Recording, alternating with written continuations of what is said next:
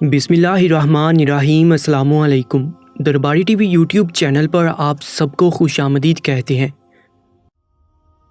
آج پھر میری نند الٹیاں کر رہی تھی۔ اس کا حال الٹیاں کر کر کے برا ہو رہا تھا اور ہم سب کو بنا پوچھے ہی سمجھ آ گئی تھی کہ اس کے ساتھ کیا مسئلہ تھا۔ میرا دل جیسے جل کر راکھ ہوا جا رہا تھا۔ جی چاہ رہا تھا کہ یہ عورت کہیں غائب ہو جائے اور کبھی واپس نہ آئے۔ بے خیالی میں اسی کے بارے میں مسلسل پچھلے آدھے گھنٹے سے سوچتے ہوئے میرا حلق تک جیسے کڑوا ہو چکا تھا۔ میں نے اکتا کر اس پر ایک آخری نگاہ غلط ڈالی اور منہ پھیر لیا۔ اور یہ پہلی یا دوسری بار کی بات تو نہ تھی۔ مجھے اس گھر میں بیاہ کر آئے 3 سال ہونے کو تھے، مگر میں شوہر کے ساتھ ہوتے ہوئے بھی بے اولاد ہی رہی۔ اور میری نند عجیب ہی عورت تھی۔ اس کا شوہر اس کے پاس بھی نہ تھا، وہ دبئی میں رہتا تھا، اور وہ نند ہمارے گھر ہمارے ساتھ ہی رہ رہی تھی، مگر وہ پھر بھی ہر سال حمل سے ہو جاتی تھی اور ہر بار صحت مند بیٹے کو جنم دیتی تھی۔ اور اب پھر سے وہ یقیناً حمل سے تھی اور میرا دماغ سائیں سائیں کر رہا تھا۔ یہ سب کیا ہو رہا تھا؟ میں حیران تھی کہ یہ کیسے بے شرم لوگ ہیں، بیٹی سے کسی قسم کی پوچھ تاچھ ہی نہیں کرتے۔ کوئی سوچتا ہی نہیں تھا کہ یہ ہر سال کیسے حمل سے ہو جاتی ہے۔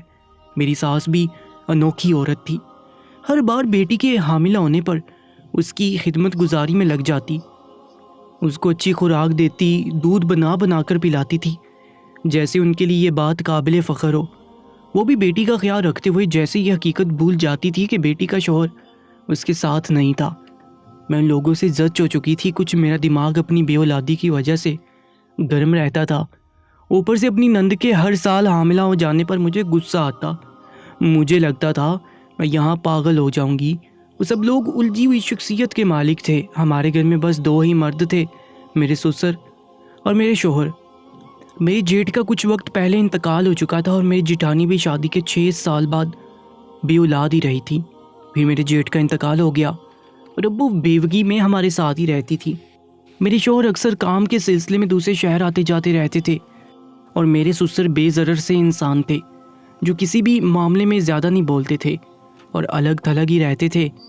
میں نے ایک دن اپنی جیٹھانی سے اس سب معاملے کا ذکر کیا۔ وہ کیونکہ مجھ سے بھی پہلے بیاہ کر آئی تھی، مجھے تجسس تھا وہ یقیناً کچھ تو جانتی ہوں گی۔ میرے سوال پر انہوں نے مجھے جو بتایا وہ مجھے مزید الجھا گیا تھا۔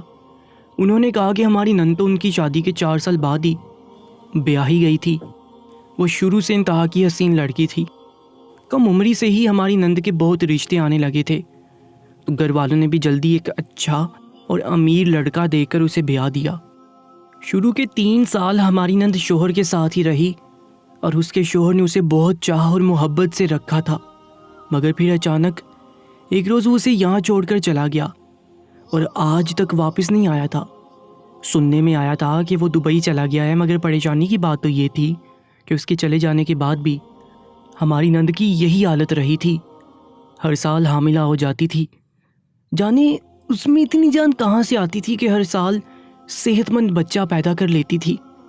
3-4 بار تو ایسا بھی ہوا کہ اس کے بچے پیٹ میں ہی دم توڑ جاتے تھے، لیکن اس کے علاوہ باقی اب تک 4 بیٹے پیدا کر ہی چکی تھی۔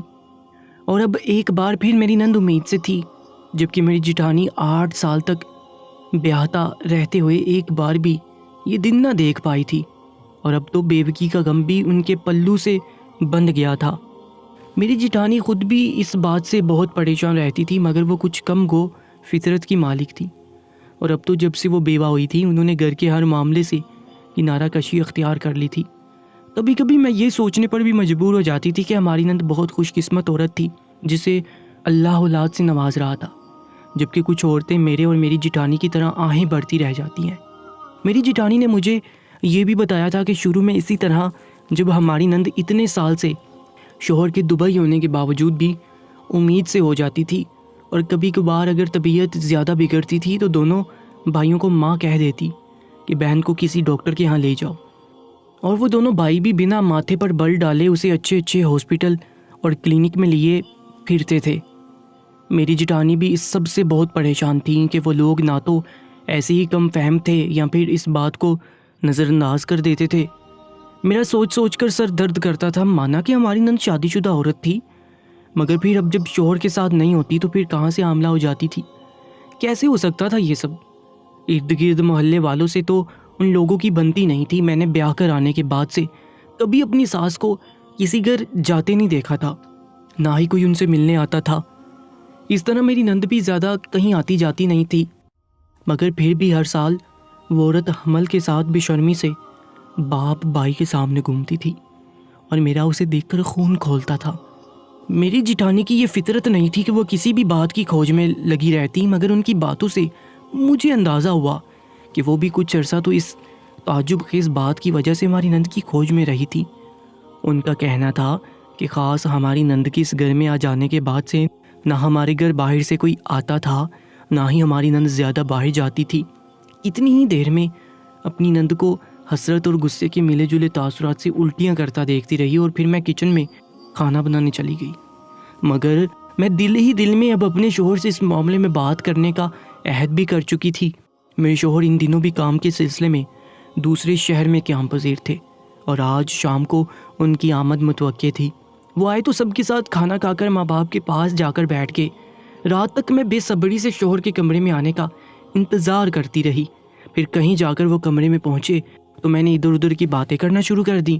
گھما پھر آ کر میں بات کو نند کی طرف لے گئی تھی. میں نے کہا خیر سے آپ کی بہن کے ہاں پھر سے خوشخبری ہے اور آپ ماموں بننے والے ہیں. مجھے لگا تھا کہ شاید وہ میری بات سے کچھ چونکیں گے یا نظر چرائیں گے، مگر وہ سر ہلا گئے. ہاں اماں نے بتایا تھا مجھے، خدا سب خیر کرے. وہ بولے تو میرا دماغ سن ہونے لگا. یہ کیسا انسان تھا جسے کوئی تشویش ہی نہ ہوتی تھی، اتنے سکون سے خیر کی دعا کر رہا تھا. میں نے ڈٹھائی کا مظاہرہ کرتے ہوئے اپنا خیال ان پر ظاہر کر دیا کہ یہ کیسے ممکن ہو رہا ہے، اس کا شوہر اس کے ساتھ تو نہیں رہتا. پھر میری بات کے درمیان ہی وہ بیزار سے ہوتے موبائل نکال کر بیٹھ گئے. صاف لگ رہا تھا وہ یہ بات سننا ہی نہیں چاہتے تھے. ساری بات ان کے کان میں ڈالنے کے بعد بھی میں نے ان کے چہرے کے تاثرات کو ویسے کا ویسے ہی پایا تو دل ہی دل میں سب کی بے شرمی اور ڈٹھائی کو داد دیتی منہ پھیر کر سوتی بن گئی. مگر اب مجھے سچ جاننے کے لیے کوئی اور ہی راستہ اختیار کرنا تھا، کیونکہ ہار تو میں بھی نہیں ماننے والی تھی. خیر یہ سب سوچتے سوچتے میں کب نیند کی وادی میں کھو گئی پتہ ہی نہ چلا. صبح کو جب جاگی تو جیسے دماغ خالی سا ہو رہا تھا. میں نے ساری سوچے دماغ سے جھٹک کر خود کو تازہ دم کیا اور ناشتہ بنانے میں جٹھانی کی مدد کی. پھر ناشتہ کیا اور شوہر کے کپڑے دھونے کے لیے چھت پر جا کر مشین لگا لی. کپڑے دھونے کے دوران میں پورے دھیان کے ساتھ اپنی غور و فکر جاری رکھے ہوئی تھی. میں پوری لگن کے ساتھ کپڑے دھوتی جا رہی تھی اور ساتھ اپنی نند کے بارے میں سوچ رہی تھی. پھر کپڑوں کے اختتام تک میں یہ بھی سوچ چکی تھی کہ کس طریقے سے اپنی نند کی سچائی سب پر آشکار کر سکتی ہوں. اگلے دن شوہر کی روانگی کے بعد میں نے اپنی نند کے معمولات پر پوری دل جمی سے پہلی بار نظر رکھنا شروع کر دی اور وقت گزرنے کے ساتھ ساتھ مجھے یہ لگا کہ میں اس پر یوں نظر رکھ کر غلط کر رہی ہوں.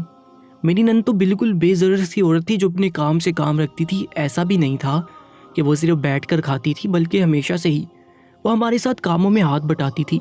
بلکہ سچ تو یہ تھا کہ ہماری نند منہ سی کر خاموشی سے وہ تمام کام کرتی جاتی تھی جو میں اور میری جٹھانی اپنے لیے ناموزوں سمجھتے ہوئے اس کے گلے میں ڈال دیتے تھے. کبھی دل نہیں چاہا تو کھانا بنانے سے ہاتھ اٹھا لیا، کبھی کچھ خاص بنانے کے لیے نند کو حکم کر دیا اور پھر وہ چاہے سارا دن کچن میں گزار دے. ہم نے کبھی پرواہ ہی نہیں کی تھی. کبھی مشین لگانی ہے تو سر میں شدید درد کا وویلا مچا کر مزے سے بیڈ پر اینٹھتے رہنا اور پھر مشین لگانے کا نزلہ بھی اسی اکلوتی نند پر ہی گرتا، کیونکہ اگر ایک بہو مشین نہیں لگا رہی تو دوسری کو کیسے کہا جائے. ایسا نہ ہو کہ وہ برا مان جائے اور گھر میں دنگا فساد شروع ہو جائے. دیکھا جائے تو ہمارے سسرال والے ہمیں بھی کبھی الٹی سیدھی باتوں پر نہ ٹوکتے. ایسے میں اپنی اکلوتی بیٹی کو کہاں کچھ کہنے والے تھے. مگر ان سب باتوں کا اندازہ مجھے بیاہ کر آنے سے آج دن تک نہ ہوا تھا. میں دل جمی سے نند کے تمام پوشیدہ عیب کھوجنے میں لگی ہوئی تھی اور اسی تگ و دو میں چند ماہ مزید سر گئے. اور پھر ایک دن میں نے اپنی نند کی ایک نہایت عجیب حرکت دیکھی جو مجھے بری طرح چونکا گئی تھی.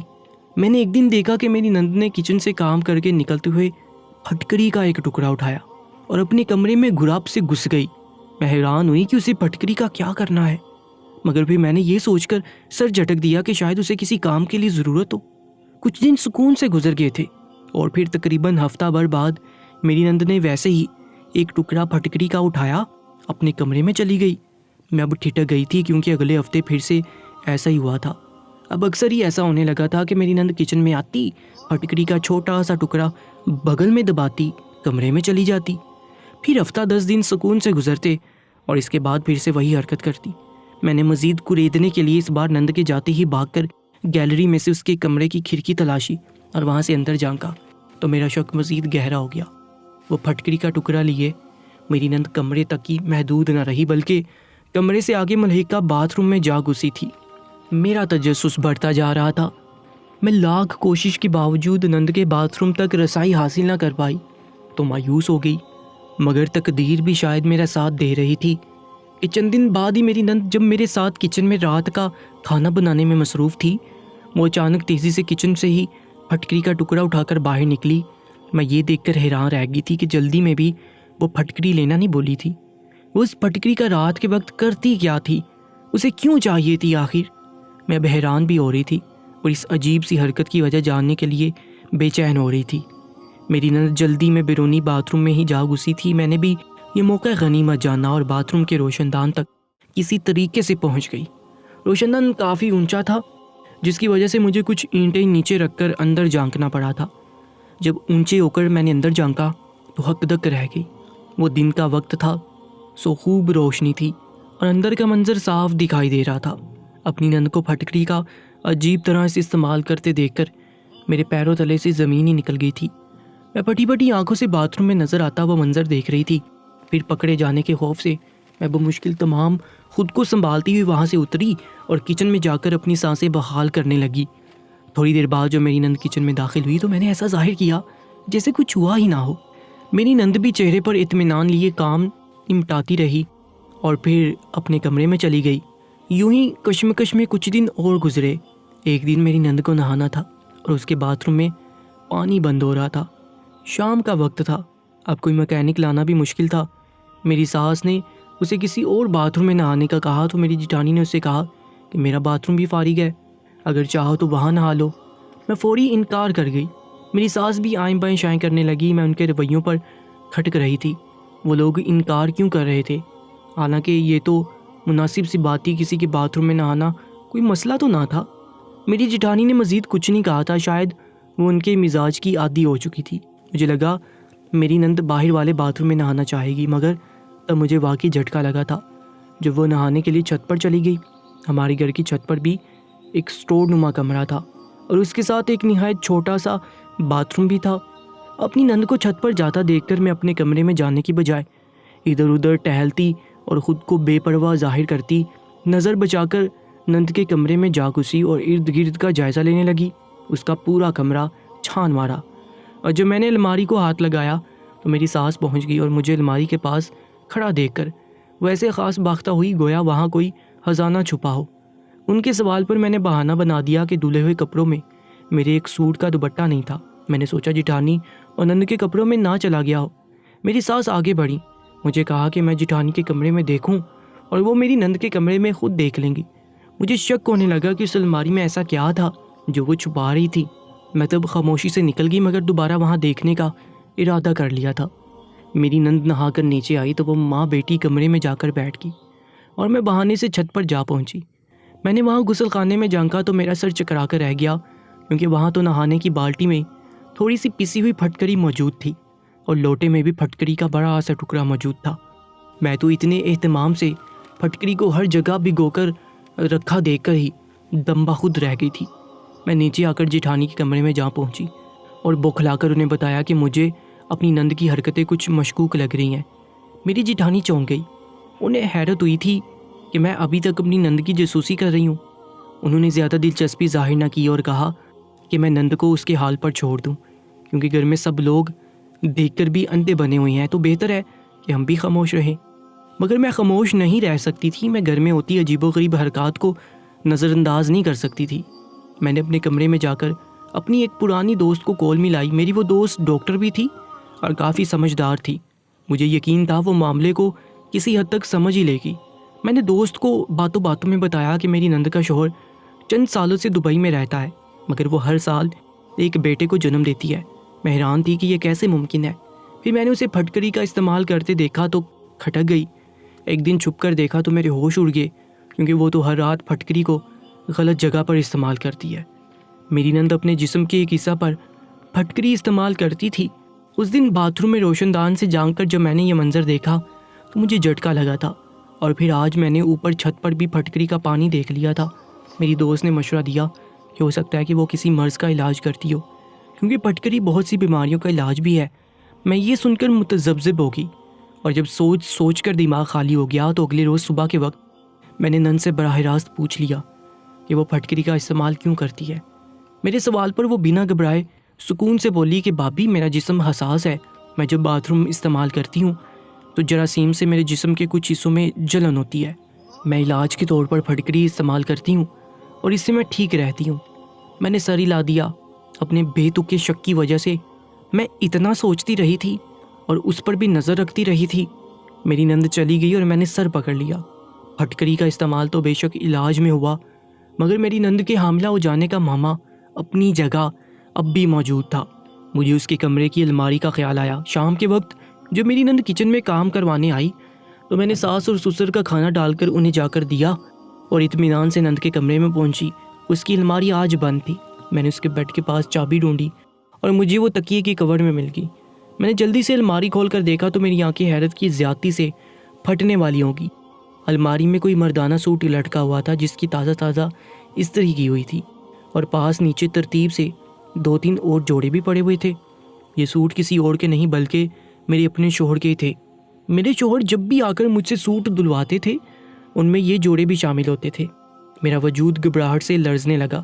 میرے شوہر کے جوڑوں کا میری نند کے کمرے میں کیا کام تھا، اور یہ استری کیوں کیا ہوا تھا؟ کپ کپاتے ہاتھوں سے الماری بند کر کے میں اپنے کمرے میں پہنچی اور غائب دماغ سی بستر پر پڑی رہی۔ اس سب سے جو بات سمجھ آ رہی تھی میں وہ سمجھنا نہیں چاہتی تھی۔ میں چاہتی تھی میں اس بار نتیجہ اخذ کرنے میں جلد بازی نہ کروں، مگر یہ بات چھوٹی تو ہرگز نہ تھی۔ میری نند کا شوہر سے دور رہ کر بھی ہر سال بچہ پیدا کرنا اور میرے شوہروں کے کپڑوں کا اس کے کمرے میں موجود ہونا، میرا دماغ سائیں سائیں کر رہا تھا۔ مجھے وہ پورا گھر ہی مشکوک لگ رہا تھا۔ یہ کیسے لوگ تھے سب؟ یہاں کیا ہو رہا تھا؟ میرا دماغ مزید سوچنے سے انکاری ہو گیا۔ مجھے یاد آیا کہ جب میری جٹانی کی بیوگی کے بعد عدت پوری ہوئی تو میری ساس اور سسر نے میرے شوہر کو ان سے نکاح کرنے کی ترغیب دلائی تھی، مگر میرے شوہر نے یہ کہہ کر انکار کر دیا تھا کہ وہ بابی کا خرچ اٹھائیں گے، مگر وہ میرے علاوہ کسی کو بیوی نہیں رکھ سکتے۔ وہ سب سچ تھا یا جو اب نظر آ رہا تھا یہ سچ تھا؟ میں نے اب سنجیدگی سے نند کو کھوجنا شروع کر دیا۔ پہلے میں دن کے اوقات میں اپنی نند کا جائزہ لیتی تھی، مگر اب میرے لیے راتوں کو سونا مشکل ہو گیا تھا۔ میں اکثر رات کو چکراتی پھرتی تھی۔ میری نند کسی رات اپنے بیٹوں کو ساتھ سلاتی اور کسی رات سب بچے نانا اور نانی کے پاس ہوتے تھے اور میری نند اکیلی کمرے میں سوتی تھی۔ اپنی نند کی نگرانی کرتے ہوئے ایک روز فجر کی اذانوں سے کچھ وقت پہلے میری آنکھ کھلی تو میں حسب معمول اٹھ کر کمرے سے نکلی۔ میرا ارادہ نند کے کمرے کی طرف جانا تھا، مگر صحن پر نظر پڑی تو میری روح فنا ہو گئی۔ صحن میں کسی مرد کا سایہ نظر آ رہا تھا۔ وہ سایہ چلتا ہوا دیوار کے پاس پہنچا اور دیوار پر چڑھ کر دوسری جانب کود گیا۔ میں خوف زدہ بھی ہوئی تھی کہ شاید وہ کوئی چور ڈاکو ہو جو رات کو ہمارے گھر ڈاکہ ڈالنے کی نیت سے آیا ہو۔ صبح اٹھ کر میں نے جٹھانی کو بتایا تو انہوں نے اپنے مزاج کے عین مطابق اس بات کو بھی لاپرواہی سے سنا اور ہولے سے مسکرا کر بولی کہ اگر ڈاکو آئے تھے تو کچھ چرایا کیوں نہیں، ہم بھی سلامت ہیں اور ہمارے گھر سب سامان بھی۔ یہ بات تو سچ تھی، میں الجھ گئی۔ ایسا بھی نہیں تھا کہ میں نے خواب دیکھا ہو یا مجھے غلط فہمی ہوئی ہو۔ میں نے واضح ایک سایہ دیکھا تھا، اونچا چوڑا کسی مرد کا سایہ۔ میری جٹھانی نے مجھے سوچ میں مبتلا دیکھ کر نرمی سے کہا کہ میں آج کل بہت زیادہ سوچنے لگی ہوں، اسی لیے ایسا ہو رہا ہے۔ وہ بولی مجھے دیکھو، اپنے کام سے کام رکھتی ہوں، کوئی انہونی ہو تو مجھے بھی پریشانی ہوتی ہے۔ ہماری نند کی حالت پر میرے بھی دماغ میں سوالات اٹھتے ہیں، مگر میں دبا جاتی ہوں۔ اس کے والدین زندہ ہیں، وہ اس کے ہر عمل کے جواب دہ ہیں، ہمارا کوئی لینا دینا نہیں ہے، لہٰذا تم بھی یہ سب سوچے دماغ سے جھٹک دو۔ وہ کافی حد تک ٹھیک بھی کہہ رہی تھی۔ یہ ہمارا معاملہ نہ تھا اور میں ضرور ان کی بات مان لیتی، مگر اب میں سچ جانے بنا خاموشی سے ایک طرف نہیں بیٹھ سکتی تھی۔ میں نے اپنے شوہر کے کپڑے اپنی ہی نند کے کمرے میں دیکھے تھے اور یہ کوئی معمولی بات نہیں تھی۔ میں یہ بات اپنی جٹھانی کو بھی بتا نہیں سکتی تھی۔ ان کے سمجھانے پر میں نے سر ہلا کر یہی ظاہر کیا کہ میں نے ان کی بات سمجھ بھی لی اور عمل بھی کروں گی۔ ایک ایسی ہی رات جب میری نند اپنے کمرے میں اکیلی سو رہی تھی میں رات کے دوسرے پہر اپنے کمرے سے نکل کر دبے پاؤں اس کے کمرے کی طرف بڑھی تو میری سماعتوں نے اس کے کمرے میں آتی آوازوں کو بھانپ کر مجھے چوکنا کر دیا۔ میں نے کان لگائے تو اندر سے میری نند کے آہستہ سے رونے کی آوازیں آ رہی تھی۔ ابھی میں رونے کی وجہ سوچتی یا کچھ جاننے کی کوشش کرتی، مجھے مردانہ آواز سنائی دی، جیسے کوئی مرد بہت آہستگی سے بات کر رہا ہو۔ میرا شک یقین میں بدل رہا تھا۔ میری نند کے کمرے میں کوئی مرد بھی موجود تھا، مگر آواز بہت ہلکی تھی جس کی وجہ سے میں پہچان نہیں پا رہی تھی۔ یہ میرے لیے اچھا موقع تھا، میں سچائی جان سکتی تھی، مگر میں اب سچ سے خوفزدہ ہو گئی تھی۔ مجھے ڈر تھا کہ کہیں مجھے اندر وہ شخص نہ نظر آ جائے جس کے ہونے سے میں ڈر رہی تھی۔ میں اس خوف کی زیر اثر خاموشی سے کمرے میں جا کر بند ہو گئی۔ میں شدید ذہنی اذیت میں مبتلا تھی اور سوچنے سمجھنے کی ساری صلاحیتیں مفلوج ہو رہی تھی۔ میں نے صبح اپنے شوہر کو کال کر کے بہانے سے پوچھا کہ وہ کہاں ہے، تو وہ بولے کہ دوسرے شہر۔ میں نے ان سے کہا کہ 1-2 دن کے لیے گھر آ جائیں۔ میرا دل اداس ہے، میرا دل واقعی گھبراہٹ میں مبتلا تھا۔ میری فرمائش پر میرے شوہر نے آج رات پہنچ جانے کا کہہ کر کال کاٹ دی۔ مجھے لگ رہا تھا میں اسی طرح ہی اپنے شک کو ختم کر سکتی ہوں۔ اگلی رات میں انتظار کرتی رہی اور میرے شوہر گھر نہیں پہنچے تھے۔ میں پھر سے اٹھ کر نند کے کمرے کے دروازے پر پہنچی تو آج بھی مجھے وہاں سے ہلکی ہلکی آوازیں سنائی دے رہی تھی۔ مجھے شدید غصہ آنے لگا۔ میں نے یکدم زوردار آواز کے ساتھ دروازہ دردرایا تو گھر میں یکدم بھونچال سا آ گیا تھا۔ میرے ساس سسر اپنے کمرے سے نکل آئے اور جٹانی بھی۔ میری نند نے دروازہ آہستگی سے کھولا تو اس کے چہرے پر ہوائیاں اڑی ہوئی تھی۔ یقیناً وہ اسے اچانک افتاد پر بوکھلا گئی تھی۔ میں نے دروازہ دھکیل کر کھول دیا اور اندر میں نے جس شخص کو دیکھا میری تو آنکھیں حیرت سے ابل پڑی۔ کچھ یہی حال میری جٹھانی کا بھی تھا، مگر میری ساس اور سسر سنجیدہ سے کھڑے تھے، جس کا مطلب وہ اس سارے قصے سے واقف تھے۔ میرا تو دماغ ہل گیا تھا۔ یہ سب کیا تھا؟ یہ کیسے؟ یہ کب سے ہو رہا تھا؟ اور تم نے اتنا چھپایا کیوں ہم سے؟ میں جو سکتہ زدہ سی کھڑی تھی ہمت کر کے بول پڑی۔ اسی وقت گھر میں میرے شوہر بھی آ گئے۔ سب کو میری نند کے کمرے کے دروازے پر جمع ہوا دیکھ کر وہ بھی وہیں آ گئے اور حیرت سے سوال کرنے لگے۔ یہ ایک ہنگامہ کھڑا کر کے سب کے درمیان چور سی بن گئی تھی۔ وہ شخص جو سامنے زر جمائے کھڑا تھا وہ کوئی اور نہیں بلکہ میری نند کا شوہر تھا۔ مجھے اور میری جٹھانی کو یہ حیرت تھی کہ آخر وہ یوں چھپ کر بیوی سے ملنے کیوں آیا ہوا تھا، اور وہ تو دبئی میں ہوتا تھا، پھر پاکستان کب پہنچا؟ یہ سب کیا ماجرا تھا؟ ہماری سمجھ سے باہر کی بات تھی۔ میں نے سب کے درمیان سچ بول دیا کہ مجھے اپنی نند پر شک تھا۔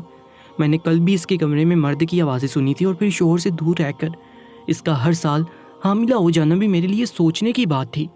میرے شوہر نے ہماری الجھن پر گہرا سانس بھرتے ہوئے حقیقت کا انکشاف کیا تھا، جو ہمیں اندر تک ہی لا گیا۔ ہم نے بے ساختہ اپنے نندوئی کو دیکھا جو ابھی تک مجرموں کی طرح سر جھکائے کھڑا تھا، اور میری نند بھی پریشان سی کھڑی تھی۔ میرے شوہر نے بتایا کہ ہماری نند کا شوہر دبئی کبھی گیا ہی نہیں تھا، وہ پاکستان میں ہی تھا اور اکثر رات کو اپنی بیوی بچوں سے ملنے آتا جاتا رہتا تھا۔ یہ بات میری ساس سسر اور میرے شوہر بھی جانتے تھے، مگر بس مصلحتاً انہوں نے یہ سچائی ہم سے چھپائی تھی، کیونکہ میری نند کے شوہر نے دوستوں سے لڑائی میں غلطی سے ایک دوست کا قتل کر دیا تھا۔ قتل ارادتاً نہیں کیا گیا تھا اور نہ ہی وہ لڑکا موقع پر جاں بحق ہوا تھا۔ وہ لڑکا صرف زخمی ہوا تھا اور زیادہ خون بہہ جانے سے مر گیا تھا، مگر تب سے پولیس میری نند کے شوہر کو تلاش کر رہی تھی۔ وہ مطلوب مجرم قرار دینے کے بعد سے روپوش ہو گیا تھا اور لوگوں میں مجبوراً یہ بات پھیلا دی گئی کہ وہ دبئی چلا گیا ہے، اس لیے وہ چھپ کر میری نند سے ملنے آتا تھا اور اس کے لیے میرے شوہر نے اپنے کپڑے دیے ہوئے تھے۔ ظاہر ہے میری نند کپڑے دھوتی تو ہمیں شک ہوتا، اس لیے میرے شوہر ہر بار آ کر اپنے جوڑوں کے ساتھ وہ جوڑے بھی دلوا لیتے تھے۔ میں شرمندہ ہو گئی اور آگے بڑھ کر اپنی نند کو سینے سے لگا لیا۔ وہ یقیناً ان تمام حالات میں کافی مشکل کا شکار رہی ہوگی، اس لیے وہ اپنے شوہر سے مل کر رو دیتی تھی۔ ہم دونوں بابیوں کا شک اسے بھی پریشان کرتا رہا تھا۔ سچ کا پتہ چلنے کے بعد میری نند کے شوہر اب چھپ کر آتے، مگر ہم گھر والوں کو پتہ ہوتا تھا۔ کچھ عرصہ بعد ان کا کیس حل ہو گیا اور ثبوت کے ساتھ ان کی بے گناہی ثابت ہوئی تو شوہر سے جان چھوٹ گئی اور میری نند اپنے شوہر کے ساتھ اس کے گھر میں رہنے لگی ہے۔ دوستو، ایسے ہی سچے واقعات کے لیے ہمارے یوٹیوب چینل کو سبسکرائب کر لیجیے گا۔ آج کی اس کہانی کے بارے میں اپنی قیمتی رائے سے ضرور آگاہ کیجیے گا۔ انشاءاللہ ملاقات ہوگی ایک نئی کہانی کے ساتھ، تب تک کے لیے اللہ نگہبان۔